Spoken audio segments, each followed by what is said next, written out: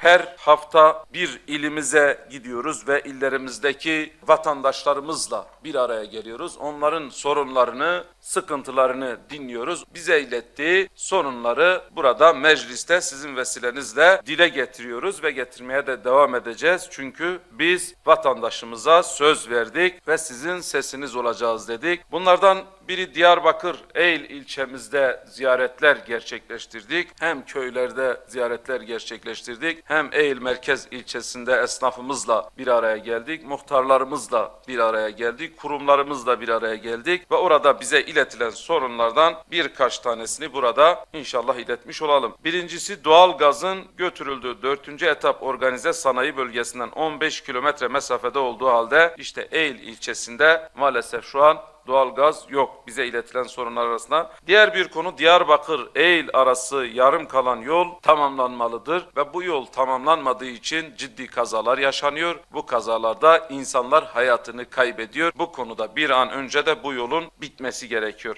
Diğer bir konu, bu yola bağlanan peygamber kabirlerinin bulunduğu yerleşkenin güzergahında sinyalizasyon, bariyer ve yol çizgileri gibi eksiklikler giderilmelidir. Eyl ile Adalar bölgesinden daha önce var olan feribot hizmeti içme suyu havzası diye durduruldu ve bundan dolayı şu an Eyl ile bu Adalar bölgesindeki köylerin arası kopmuş durumda. Yani Eyl tarafında o Adalar bölgesinde köylerde kalan vatandaşlar bir hastası olduğu zaman gerçekten Eyl'e ulaşmaları çok zor olmuş. Eskiden bu feribot üzerinden barajın karşı tarafına geçiyorlardı ve hastaneye gitme veya Eyl'e gitme, çarşıya gitme ihtiyaçlarını karşılama konusunda bu ihtiyaçlarını karşılıyorlardı ama şu an orada bir köprünün olmaması, feribotun da iptal edilmesi, daha önce mevcut olan köprünün de suyun altında kalması ciddi mağduriyetlere sebebiyet vermektedir ve maalesef vatandaşın bize aktardığına göre işte vatandaşa söz verilmiş, buraya köprü yapılacak. Bu konuda böyle iddialar da var ancak ne ortada bir köprü var ne de ortada o mevcut feribot var ve bu yönden vatandaşların özellikle sağlıklı bir şekilde Eyl'e gidip gelmesini sağlayacak bir yolun, bir formülün bulunması gerekiyor. Diğer bir konu, Zülkifil ile Elyasa peygamberler, Allah'ın selamı onların üzerine olsun, birlikte 9 peygamberin kabrinin de olduğu Eyl'de tarihi dokuya uygun otel, çarşı ve pansiyon ihtiyacı var. Bunun karşılanması gerekiyor. Belki bu vesileyle burada yatırımcılarımıza bir çağrıda bulunmuş oluruz. Gerçekten Allah'ın peygamberlerinin kabirlerinin olduğu Eyl'e yatırımın yapılması, orada özellikle çarşının yapılması, oranın tarihi dokusuna uygun bir otelin yapılması gerekiyor. Peygamber kabirleri yerleşkesiyle Asur Kalesi arasında teleferik yapılmalı diye bir talep ilettiler bize. Son olarak da tarihi bölgenin UNESCO Dünya Mirası listesine alınması için çalışmalar başlatılmalıdır diye Eylli vatandaşlarımızın bize aktardığı sorunlar arasında. Diğer bir konu tabi Diyarbakır merkezdeki vatandaşlarımızla bir araya geldik. Özellikle emlakçılarla ve Emlakçılar Derneği Başkanı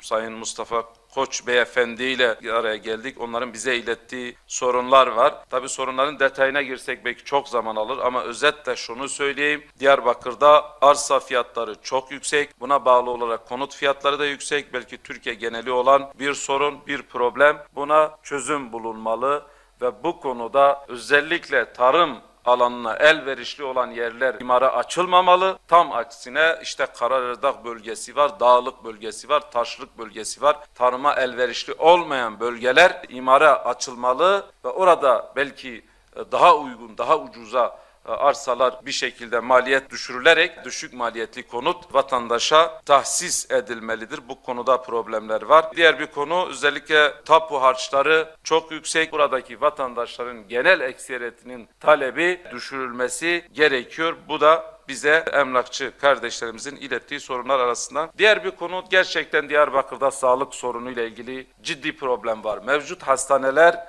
Diyarbakır'daki nüfusu karşılamıyor. Çünkü batıda İstanbul neyse doğuda da Diyarbakır o mesafededir. Mevcut hastaneler kaldırmıyor. Diyarbakır sadece Diyarbakır'a değil bölge illerine hatta Irak'a kadar hitap ediyor. Bundan dolayı acil bir şehir hastanesi ihtiyacı zaten mevcut olduğunu bizzat yetkililer tarafından söylenmiş. Şu an şehir hastanemiz çalışmalar devam ediyor. İnşallah tez zamanda bu hastane biter ve bu konuda özellikle bu hastanenin bitmesi açısından ödenekler zamanında yapılsın ki bu hastane hızlı bir şekilde bitmeli. Vatandaş bu konuda ciddi sıkıntılar yaşıyor. Diğer bir konu çocuk nefrolojisi ihtiyacı var. Diyarbakır sağlık kuruluşlarıyla yaptığımız görüşmelerde ısrarla bu talepleri vardı. Aynı şekilde özellikle hastanelerin olduğu bölgelerde ulaşımla ilgili problemlerin olduğu, gece geç saatlerde bir vatandaş çocuğunu veya kendisi hastaneye gitmek istediği zaman biliyorsunuz herkesin özel aracı yok veya herkesin imkanı yok özel taksi tutarak hastaneye gitmeye. Bundan dolayı özellikle hastane bölgelerine ulaşımın sürekli olması gerekir diye bir talep vardı. Bunu da burada aktarmış olalım. Bununla birlikte ağız diş sağlığı hastanesi gerçekten yani randevu alan vatandaş diş ağrısından, diş çilesinden kurtulamıyor. İşte 1 ay, 2 ay randevu veriliyor. Bu da ciddi bir problemdir. Özellikle ağız diş sağlığı konusunda bir hastane ihtiyacı yine Diyarbakır'ın var. İlaçla ilgili problem maalesef Türkiye geneli bir sıkıntı var. İlaçlara özellikle zam yapıldığı dönemde İlaçlar piyasadan çekiliyor. İlaçlara zam yapıldığı gibi piyasada ilaç kaynamış oluyor. Bu sorunun önüne geçilmesi lazım. İlaç takip sistemiyle bunu suistimal eden her kim varsa bunlara yönelik cezai müeyyideler artırılmalı diyorum. Diğer bir konu tabii Devlet Demiryolu'ndaki hem çalışan kardeşlerimizle hem vatandaşlarımızla da görüştük. Onların da bize ilettiği talepler var. Özellikle Hazar Gölü ile Diyarbakır arasında bir göl treni vardı. Bu iptal edilmiş. Bunun seferinin tekrardan başlatılmasına ilgili talep var. Diyarbakır İstanbul'la ilgili tren taşımacılığın ve en önemlisi hızlı trenin gerçekten olması gerekir. Doğu ile Batı'yı birleştiren ana bir hat şeklinde bir hızlı trenin olması gerekiyor. Aktarılan sorunlar arası maaşlarla ilgili talepler aynı işi yapanlar arasında ciddi maaş farkı olduğunu, emeklilikte farklılıklar olduğunu, bu sorunların giderilmesine yönelik bize talepler oldu. Özellikle Diyarbakır'la Batman arasında giden trenin hem vagonunda hem trende ciddi sıkıntılar olduğunu, bunun tamiratının yapılması, düzenlenmesi ve en önemlisi belki de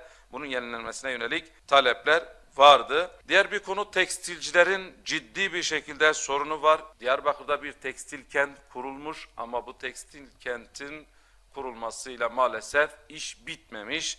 Çünkü özellikle maliyet fiyatları çok yüksek ve şu an tekstil Mısır'a kayıyor. Hatta Türkiye'deki yatırımcılar maalesef Mısır'a gitmek zorunda kalıyorlar. Orada daha ucuza maliyetle orada üretiliyor. Bundan dolayı bunlara yönelik desteklerin olması lazım. Bakın sadece Diyarbakır'da son 3 ayda 30 fabrika kapandı. Ve burada normalde 20.000 işçinin çalışması gerekirken şu an işçi sayısı 2.000'e düşmüş. Ve bu 2.000'de de sabit kalmıyor.